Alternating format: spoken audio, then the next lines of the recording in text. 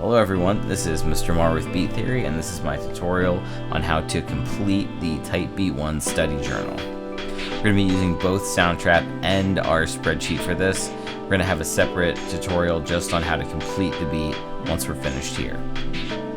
The first few steps we're going to need to document in our study journal and some of the information we're going to need to get from our study journal.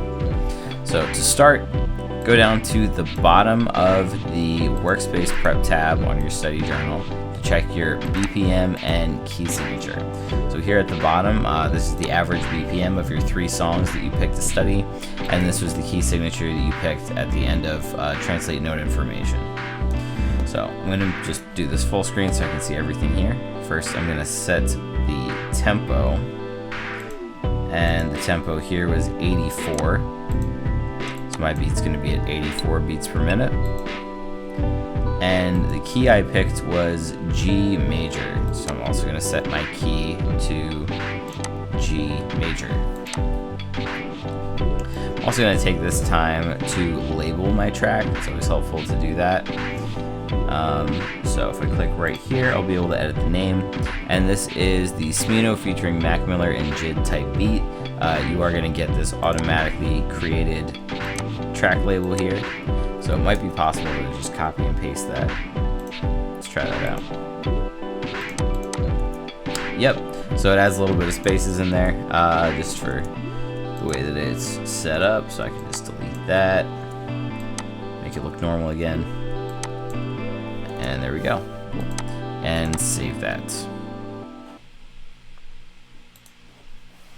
The next step we're going to take is looking for patterns for our instrument 1 and instrument 2. I think it's good to start with this and then add drums second, and bass we're going to add in last. I'm going to go into the loop library, and the instrument 1 and instrument 2 you would have picked at the end of the 5th tab, determine instruments used. Down at the bottom you pick 2 instruments that were used in your song to study. So synthesizer was used in one of my tracks quite a bit. I'm going to use synthesizer first. Sometimes you can just shorten that to synth. It's also very important to make sure you set your scale to match your key. So in this case, my key is G major, so I'm going to set the scale to major. It's going to help me find synth patterns that work well. So I found 2 synth loops I think I'm going to use for this. First one right here. A synthesizer loop, and I can tell this is in G major, so it's matching my key correctly. There's another loop that I might add in later once I've made a little bit more of the beat. So I've got a synthesizer pattern here, so that's going to match my instrument 1. So now I need to document some information here. So in this case, my synthesizer loop is actually an audio track. So you're going to describe this just a little bit differently. Instead of listing the preset category and patch name, you're just going to write the name of the track. The best way to see the title of the track is to look at the block itself here, or the region. So in this case, it's Lavender Lo-Fi 15 Synths. So I'm going to put for the preset category, I'm going to put that as Lavender, because that's the that is the patch or the sample bank that's from. There's a lot of different sample packs in the Soundtrap loop library. So I've got that, the preset category, and the patch name is Lo-Fi 15. Alright, so I've got that set. For the next example, I'm going to look for MIDI for an electric guitar loop, so I can show you how you are going to document this if you're using MIDI.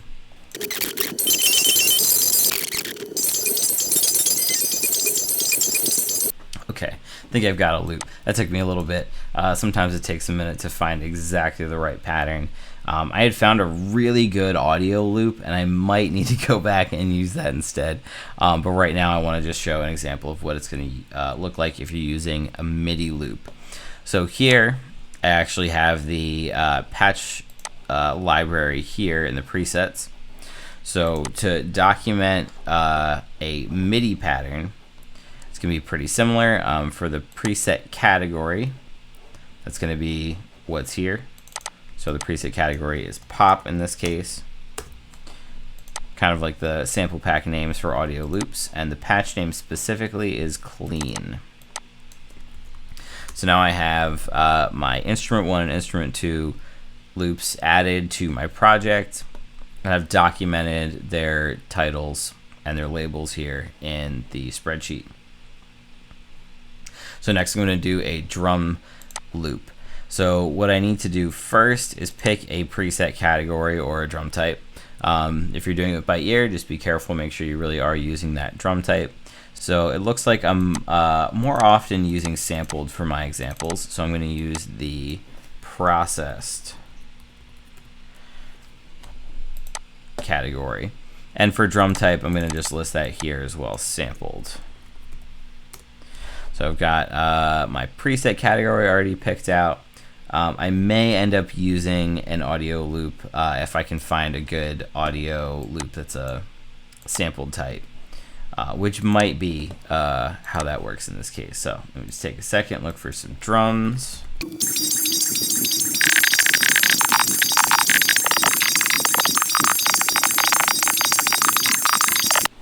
Okay, that also took me a minute. So I've been looking through this Detroit sample pack for some sampled loops. If you're looking for some sampled drum loops, this is a great section. I'm assuming that it's inspired by kind of Jay Dilla type sounds. So a lot of different like audio samples, stuff that sounds like it's from they call it the MCP kit, which kind of makes me think MPC. Things like that. So sampled, some more live sounding, but it seemed to fit my other tracks the best. So now I got my drum track. So again, if you're doing this based on a MIDI loop, make sure that you record the preset category, which is going to be similar. If you check drums, it'll either be kits, machines, or processed. Make sure it matches your research, and then the actual patch name here. If not, you're going to record the sample pack name and then the actual file title. So in this case, I'm going to have to change my preset category now to just be the sample pack, which is Detroit, and the patch or loop name is MCP Kit 05. I'm using the full loop for that. The last step you're going to take is to write a bassline using a scale guide. So for this, you're going to need to know the key of your piece. So my key is G major. There's going to be a folder that's already attached to this. You'll be able to just open that up for scale guides. We did this back in the foundation activities. So I'm going to pick a 4-bar scale guide. And my key is G major, so let me find a G major scale guide. Download that. Now I can import it into Soundtrap. You can either click the import file button, or you can just drag and drop, just like that. I'm going to use this to create a bassline.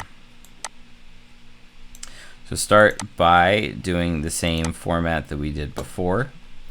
Find your note, your starting note, with the 1 next to it. So in this case is G1. Start just by creating 4 1-bar notes. And we're going to make a 4-bar bass line and see if we can make something that works well with this pattern. Once you have your notes in the right register and on the right note, so again, my note is G, so I have 4 notes on G. Each of them is lining up with the bar lines up above, so they're 4 1-bar long notes. I'm going to set my bass type. So for this, my bass type looks like a mix between 808s and electric. So I think I'm going to use, for this example, got a choice. What do I do? Electric bass. Do an electric bass preset. So that's going to be my my type here. So if I go to guitar and bass, I've got the bass electric preset category. That'll be my preset category here. And this needs to match your bass type that you picked. and then the specific patch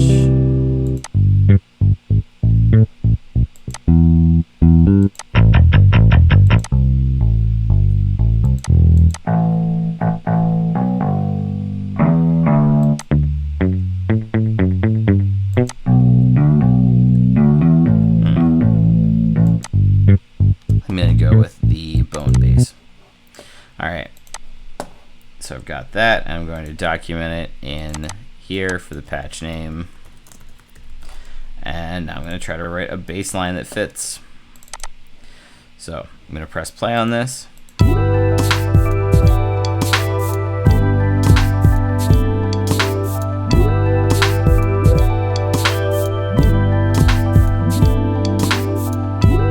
So in this case, each of those bass notes already fits with my track. It's already blending together really well. I don't even know if I need to move them up and down necessarily, but I can try. So if you have the scale guide, you can just make sure you have a little bit of that still showing. So to start changing some things around, you could move one of your notes to a different note in the scale, or keep them on the same note if that's what it sounds like it's doing in your beats. So I might try going up to here for my next note. That's still across from a scale guide tone.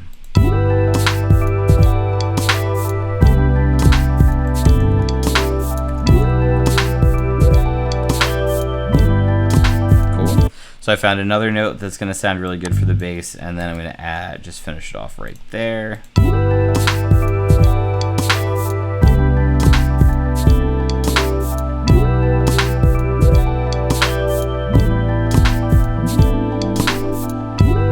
I like how that's working. So now that I've got a bass line, the notes for the bass line, I'm going to create rhythms. So we did the same thing in activity 6. So we're going to just shorten these down and start adding some more notes to make it a little more interesting.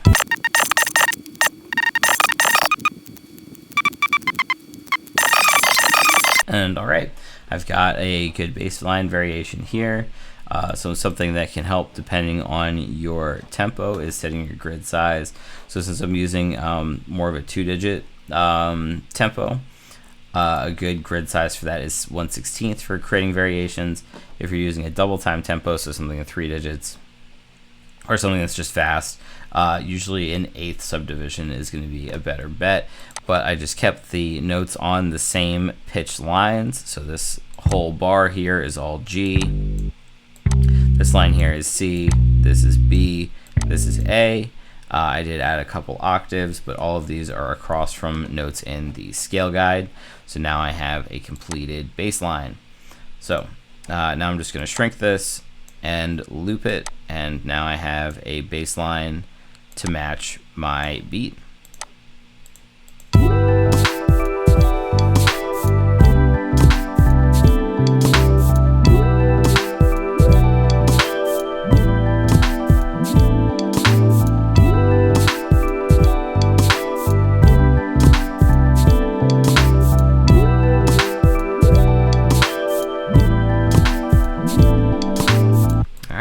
Next, we'll have a separate beat just on how to turn this into a full-length track and finish the Type Beat project. So, see you next time.